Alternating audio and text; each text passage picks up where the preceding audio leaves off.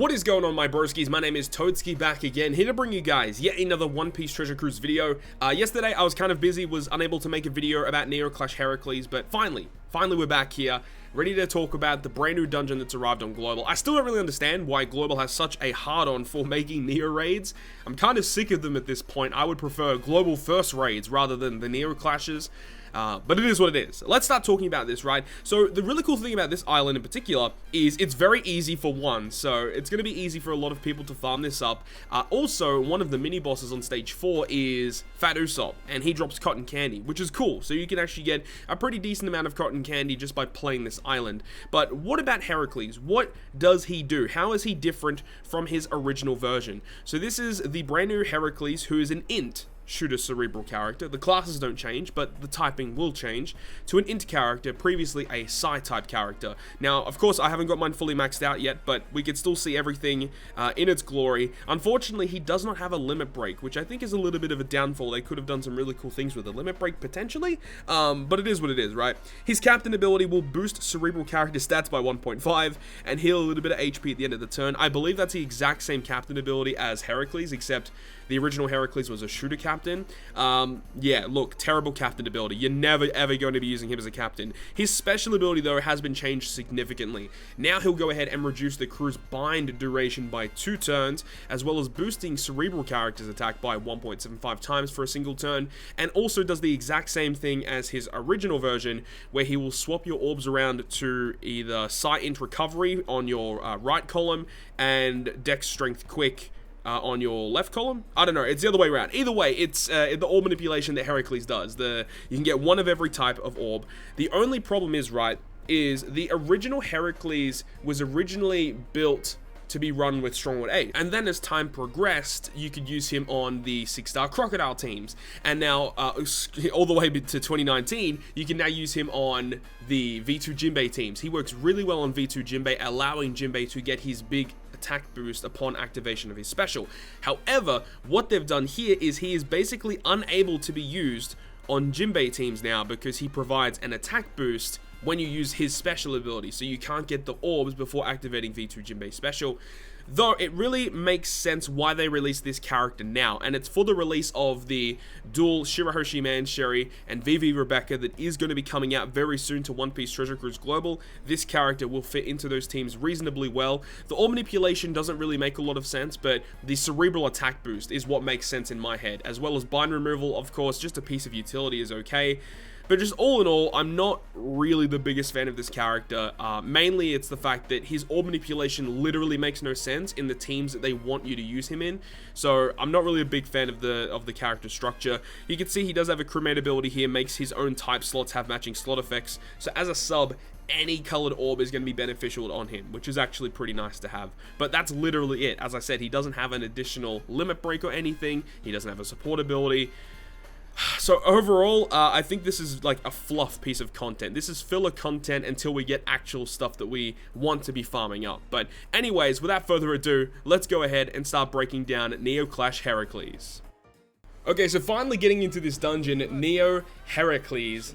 As I said at the beginning of this video, very simplistic raid boss. There's going to be 4 different teams you guys are going to be seeing. None of them are directly free to play, but just by giving you guys an idea as to what this dungeon does, it's very, very, very self-explanatory. The last team that you guys will be seeing in this video is a free-to-play team with Luffy Law Friend Captain, so you could literally replace the Friend Captain with like anything else, and like it'll be fine. Like this is a very, very easy raid. Like I can't stress that enough. Compared to the content that we've had previously, this one is very blasé. But anyways, talking about this, the first 3 stages are very simplistic, your typical raid boss style battles. On stage 3 though, there will be the seahorse and the characters with high defense, low HP. The characters only have 4 HP and the seahorse only has 6 HP. So because the mobs only have 4 HP, you can go ahead and just attack normally against them, which is really good.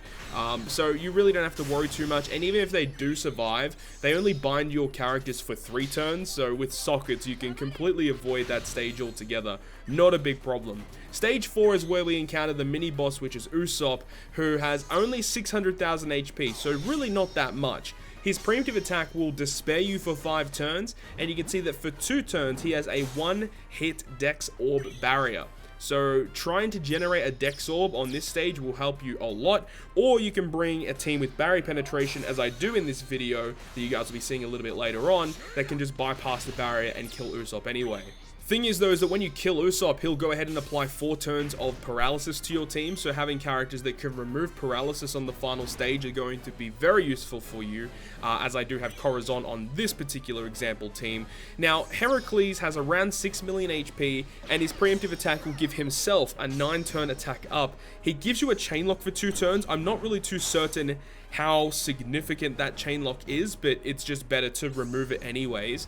And he'll also change all of your crew slots to block, bomb, and empty orbs. This is why I use the strength ace in this specific example, as all of those orbs ace can transfer into beneficial, which is good, or into matching, which is nice. And after the first turn of attacks, he does remove beneficial effects on your crew, and if you get him below 20%, he will cut your health by 50%. So there's really no major danger factor in this stage at all. I think if they wanted to increase the difficulty, they definitely could have. They could have applied mobs on the final boss stage to make it a little bit more tricky, but honestly, considering how little usage this Neo Clash Heracles will have in the game, I think it's quite fair that they made this particular dungeon so easy.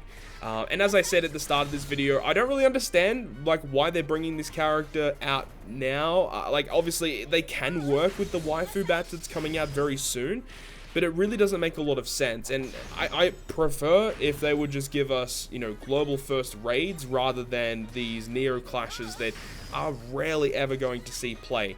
You know, to be fair though, some of the Neo Clash raids have actually been pretty decent. Like, they've given some characters some pretty good upgrades, such as the Neo Clash Virgo, Neo Clash Duval were both very good. But one in particular that stands out that's actually very good, that I even used in a GARP challenge, was Neo Clash Nightmare Luffy. He is phenomenal. So good. So if they can give us more characters like that, that's going to be good. But, you know, this specific Heracles, definitely nothing too amazing overall, unfortunately. They didn't even give him a limit break. I think if they're going to give us these Neo Clashes, they should at least give them a limit break, just to make them a little bit more usable, but it is what it is. There's not really much else we can say.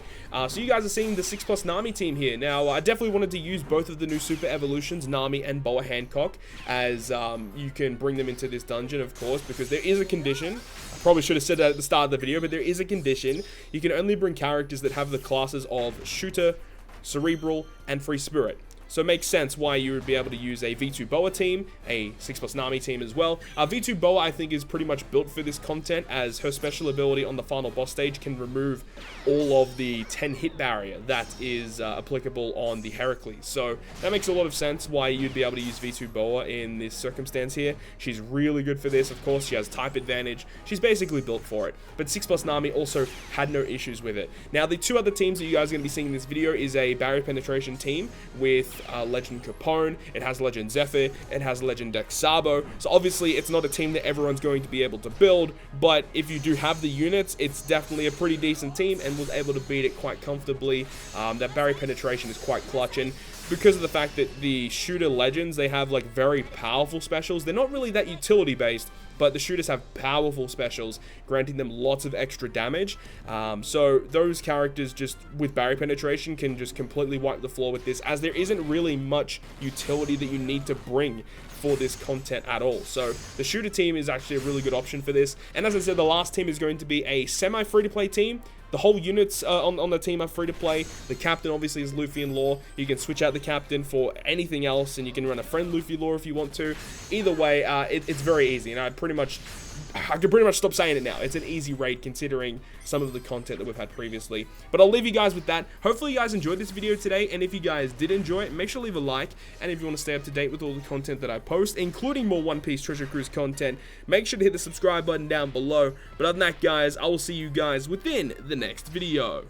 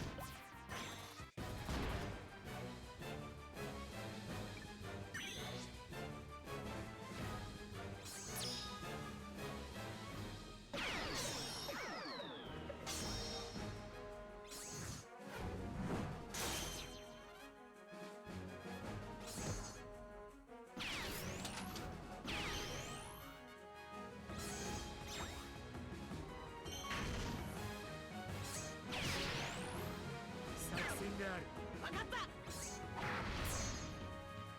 戦である。分かった。